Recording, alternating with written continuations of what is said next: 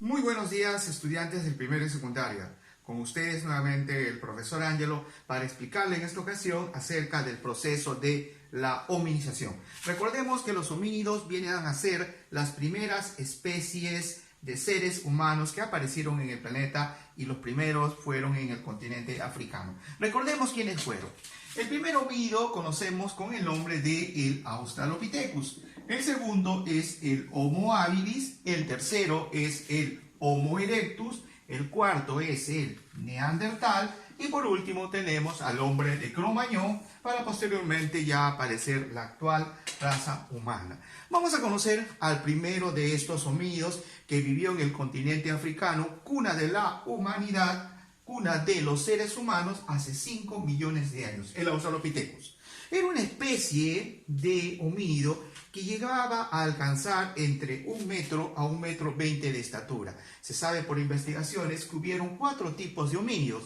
Estuvieron el tipo Boisseis, que era una especie muy pequeñita, el Africanus, que era mucho más delgado, el Afarensis, que era mucho más dotado en cuanto a la estructura física, y por último el Robustus, que era más fuerte. Se calcula que de estas 4 especies el que pudo haber logrado sobrevivir en la cadena evolutiva habría sido el Afarensis hace 5 millones. Este ser muy pequeño, de apenas 1 metro de estatura, tenía una capacidad craneana de 400 centímetros cúbicos. Quiere decir que era más o menos del tamaño de una mandarina. Era un cerebro muy reducido, pero era mucho más desarrollado que sus primos, los primates, que también estaban compitiendo en esta cadena evolutiva. ¿De qué se alimentaba? Era un ser que se alimentaba básicamente de hojas, raíces, tubérculos y también carne. Sí, carne, pero esta carne era carne podrida, que conocemos con el nombre de carroña. Bien, ya podía caminar en forma bípeda, es decir, en 2 patas, pero a cortas distancias, ya que sus pies todavía no estaban lo suficientemente desarrollados para caminar grandes distancias. Su cuerpo estaba cubierto completamente de vellos, no necesitaba vestirse, vivía en los árboles y raras veces podía trasladarse a lugares más lejanos de la zona donde él solía vivir. Recordemos que él vivió hace 5 millones de años en el África. Posteriormente aparece una nueva especie de homínido. Esta nueva especie de homínido es el Homo habilis. Este es todo ya un inventor. Si nosotros podíamos ver a la distancia a un Homo habilis, le podíamos ver caminando ya de manera erguida, es decir, caminando como un ser humano. Pero al acercarnos a verlo, podíamos darnos cuenta que su cuerpo todavía estaba cubierto de pelos, su rostro era en forma simiesca, sin ser un mono, pero que ya tenía una inteligencia mucho más desarrollada que su antecesor, el Australopithecus. ¿De cuánta capacidad craneana estamos hablando? Estamos hablando de que ya alcanzaba los 700 centímetros cúbicos. Era mucho más inteligente. También vivía en el África y tenía una antigüedad de 2 millones de años. A él se le atribuye como el primer inventor, se le atribuye también como el primer ser humano. Él habría inventado la piedra con filo. Para llegar a esta conclusión, él habría experimentado varios tipos de piedras, golpearlos y hasta darse cuenta que una de estas piedras podía producir cortes. Habría probado seguramente, pues primero en la mano y se habría dado cuenta que la piedra corta la piedra. Si la piedra corta la piedra, también puede cortar la mano. Y si corta la mano, puede cortar cualquier cosa. Ese se le atribuye como el primer invento del ser humano, la piedra con filo. ¿Y quién es ese inventor? Nada más y nada menos que el Homo habilis, el primer inventor. También se le atribuye como el inventor de la lanza, pero sin punta de piedra, que le sirvió para poder cazar ya animales. Podía caminar grandes distancias, su pie ya estaba mucho más desarrollado, era prácticamente como el del ser humano actual. Su mano también ya tenía el pulgar oponible, quiere decir que podía manipular ciertos objetos y darle forma. Estamos hablando ya de un ser mucho más moderno. Recuerden que es 2 millones de años. Pasan los años y después aparece ya un tercer homínido, el llamado Homo erectus. Su antigüedad, 1 millón de años. Este ser ya podía verse en todo casi en todo el mundo, menos en América. Podemos encontrar especies que vivían en el África, en Europa y también en el continente de Asia. Algo muy particular de este ser es que aún todavía no podía hablar. Este ser podía ya incluso elaborar ciertas medicinas con el uso de las plantas para poder curar sus heridas. Y algo muy importante y característico del Homo erectus: es el inventor del fuego.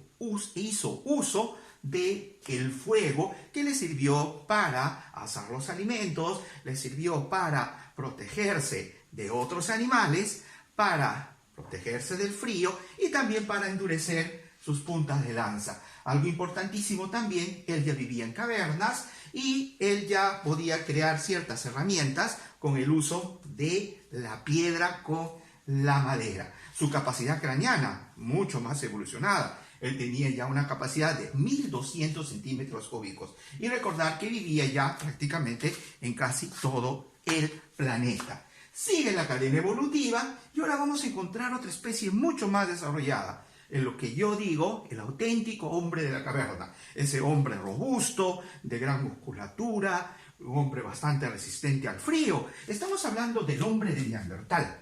Este hombre neandertal vivió prácticamente en todo el planeta, menos en América. Algo importantísimo: a diferencia de sus antepasados, el hombre de Neandertal ya podía hablar. Tenía desarrollado el aparato fonador. Quiere decir que ya pronunciaba palabras, ya podía comunicarse con otros de su especie. No sabemos cuál habría sido su idioma. No sé, Okusha, Hum, Alam, Han, serían términos muy antiguos que servían para que él podía comunicarse. Por ser un hombre que vivió en la época de la era del hielo, su contextura física era muy robusta para poder soportar las bajas temperaturas. Por lo tanto, era un hombre de gruesas manos y eso hacía de que prácticamente sea casi nulo en cuanto a la parte artística, mas sí en cuanto a la fortaleza física. Sus herramientas, sus lanzas, sus hachas eran muy gruesas. Recordar también que él convivía con grandes animales que habitaban el planeta Tierra. Estaba en todas partes, menos en América. Su cráneo, su cerebro, mejor dicho, era ya mucho más desarrollado. Estamos hablando de 1600 centímetros cúbicos. Continúa la cadena evolutiva y ahora aparece el último de la especie de los homínidos, el quinto, el llamado el hombre de Cro-Magnon. Este hombre de Cro-Magnon era mucho más desarrollado aún. Prácticamente ya tenía una forma física muy parecida al hombre moderno, pero a él le vamos a agregar ciertas cosas interesantes. Por ejemplo, el hombre de Cro-Magnon ya tenía unas armas mucho más sofisticadas, mucho más pulimentadas, mucho más finas, incluyendo también que era un gran artista. Aparte de eso, él ya podía crear ciertos utensilios para poder transportar sus alimentos. Y algo importante en él, ¿no? Él ya podía incluso elaborar las pinturas rupestres. Es decir, con ciertos pigmentos extraídos de roca, él podía crear pues ciertas pinturas en las cuales servía para poder pintar sus cavernas, escenas de la convivencia que él tenía diaria. Cacerías, rituales, de pronto podía ser algo imaginado de que tenía, ¿no? Prácticamente estamos hablando de un hombre ya moderno que utilizaba su arte para las pinturas rupestres. Entonces, estamos viendo aquí que ya habían varias formas de homínidos. Estamos hablando, nuevamente, vamos a repetir, de Australopithecus, 5 millones de años, vivió en el África. El Homo habilis, que vivió hace 1 millón de años, también en el África, se le conoce como el primer ser humano, el inventor de la piedra con filo, que fue su primer invento. El Homo erectus, que también vivió en el África. Claro, él no podía hablar, pero sí era muy inteligente porque dio la utilidad al fuego y la creación también de medicinas para curar sus heridas, y era muy buen cazador. Después aparece el hombre robusto y fuerte, que era el hombre de Neandertal hace 300.000 años, que el hombre que vivió la era del hielo, y finalmente el hombre de Cro-Magnon, el hombre más inteligente, ya muy parecido a nosotros, y que era, como conocemos ya, un gran artista. Y posteriormente ya viene pues el hombre moderno. Eso es lo que conocemos como los homínidos.